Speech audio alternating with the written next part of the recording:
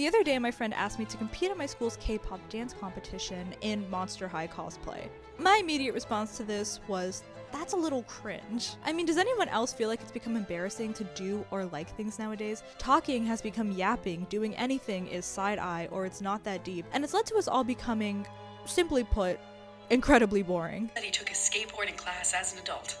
And I was like, okay, that should be illegal.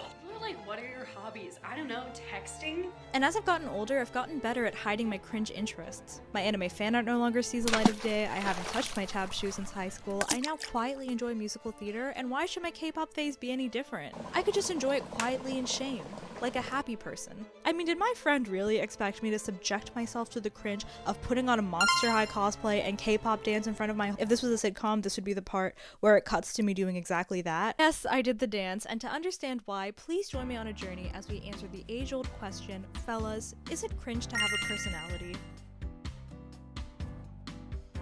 But hello, if you're new here, my name is Doothy, I do commentary, I tuft rugs, so sit back, relax, lock in perhaps. But that TikTok of that girl being mad about an adult learning how to skateboard has been haunting me since I saw it. I think this speaks to a larger problem within our generation, more specifically that no one has hobbies or does things anymore. And I don't know if anyone else feels this way. It kind of feels like the average hobby of 2024 is just consumption-based, binge-watching Netflix, doom-scrolling on TikTok for 3 hours, reading spicy mafia book talk books, and buying cute things at Target. Now, I don't blame the average person for being somewhat averse to picking up a new skill or doing things, because online culture has gotten, simply put, so mean that anyone trying to pursue something or try something new or make something is deemed cringe and extra. Beyond cringe culture in this video, I want to focus on our collective doing too much culture and our need to humble one another. Even the language we use online further facilitates this way of thinking. Like I mentioned earlier, speaking passionately about your interests is met with "take it to Yappersville" or "bro is tweaking."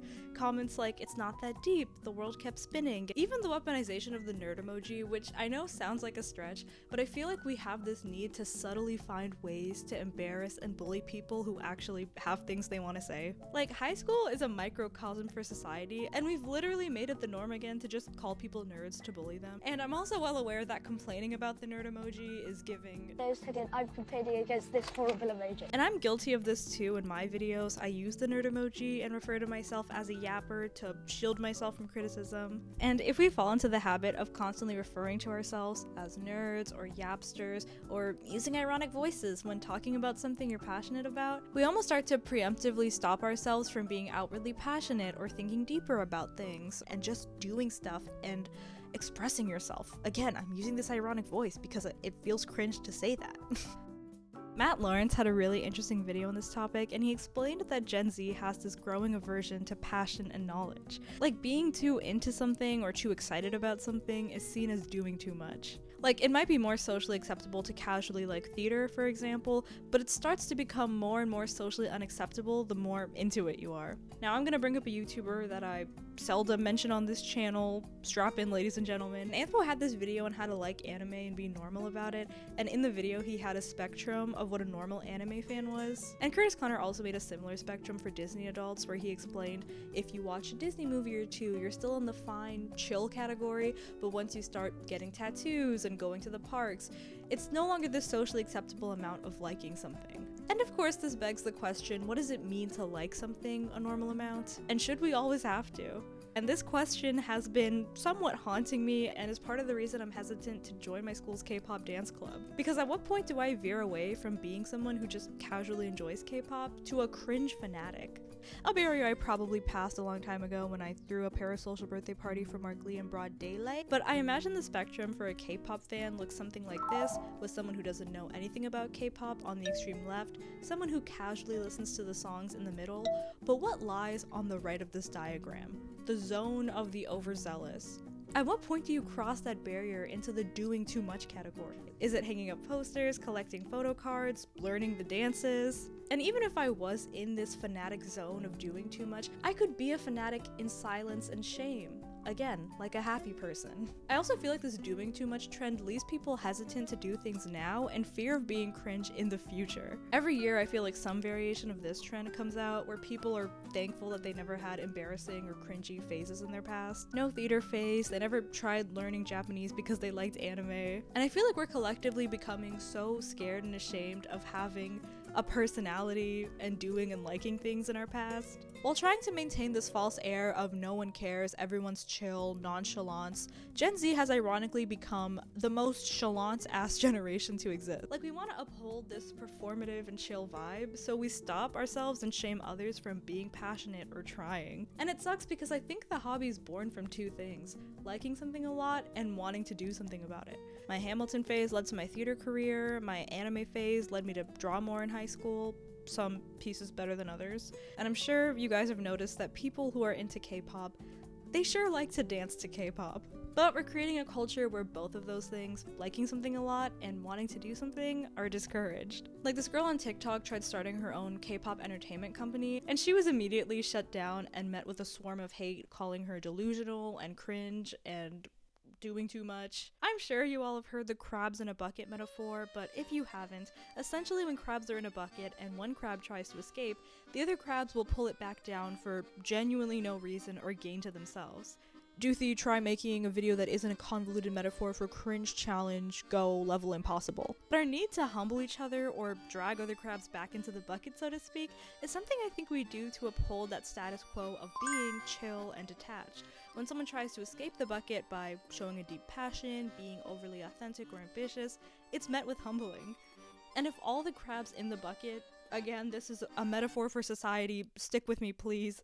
If all the crabs in the bucket try to uphold this social norm of being nonchalant, chill, and not caring about anything, we create a culture where only the most boring, lukewarm, socially neutral ideas can thrive. Stuck in a bucket of boring where no one does anything except act chill and call each other out for doing too much. Because for something to have mass appeal and be widely socially accepted, it needs to be tame enough to appeal to the chill-ass NPC crabs, if you will. Pardon my highly academic terminology. Take that, AI, the writer still got it, ladies and gentlemen. And I guess in defense of humbling someone, things that are passionate, extreme, and overzealous require additional social effort to process and understand, so humbling someone is a lot easier than trying to understand why they like this weird thing so much, or have this ambition that you can't even imagine pursuing yourself. I also can't blame the metaphorical crabs for behaving in self-interest because, let's be real, they're a little shellfish. I noticed that I didn't have a lot of jokes in this video while writing the script, so I googled crab puns. We like to break the fourth wall here on the Doothy channel. This is a little look into my creative process. AI is gonna replace writers. And we see the same thing happen with people who make, did I just make the song of the summer TikToks? We mock them exactly the way I just did because we almost find the act of trying or having an ambition to be inherently embarrassing. Okay, so now I need to explain how I ended up K-pop dancing in Monster High cosplay. But as the day of the performance neared, I remember this comment I got on my last video to the effect of, y'all can be cringe and free all you want, but expect us to make fun of you. Now, my immediate reaction to this comment was to delete it because the Doothy channel is a dictatorship, not a democracy, okay? Make no mistake. But I also realized that this person had a point. Was I staying in the metaphorical bucket because the other metaphorical crabs, okay, I'm gonna drop the crab analogy, if you will, but I was confronted with two options. I could either be cringe or boring. So I donned the Draculaura cosplay, my friend painted herself blue because that's something that she wanted to do for some reason, and I did the dance. Performing really did help me with my confidence because, like, up until now I have been held back so much from just doing things that some people could consider cringy. I feel like I'm doing too much at that point. Yeah. And it's like, oh, I'm already listening to the music, I consume the media, who am I trying to be is like the thought process in my head. Why can't I just enjoy it to the extent that I want to enjoy it and not to the extent that society tells me it's okay to enjoy? But leading up to this performance, a comment kept playing in my head under a video of people dancing to K-pop in public. We can't praise talentless, sloppy swaying. But now that I was the one sloppily swaying, it's not easy to put your heart into mediocrity. And then I took all the shame that I felt at having even been associated with something so cringy and projected it onto them and been like, oh, people are gonna look down on them for performing on stage, not knowing that it takes real courage to not care about any of those things. And now that it was me, I'm so glad I did it now. Yeah, and even if I was painted blue. And this video is dedicated to giving massive praise to any sloppy sway. Okay, I'm not gonna. But get a hobby, nerd out over something, make a cosplay, do the dance, leave the bucket, because maybe you'll end up going professional, or maybe you'll just have a nice, mediocre K-pop performance to look back on.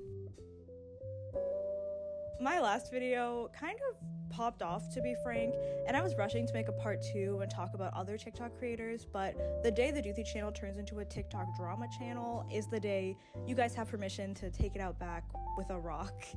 Also, this video originally was a very long conversation about hobbies and why we need them and third spaces, and it ended up being a little bit more of a anti-cringe culture think piece, what's new for the Doothy channel. So if you guys are still interested in me talking more about this, I could make a part 2. But I hope you guys still enjoyed this video. I wanted to make something feel good. Thank you so much for watching, and I will see you guys very soon with a new upload. Bye!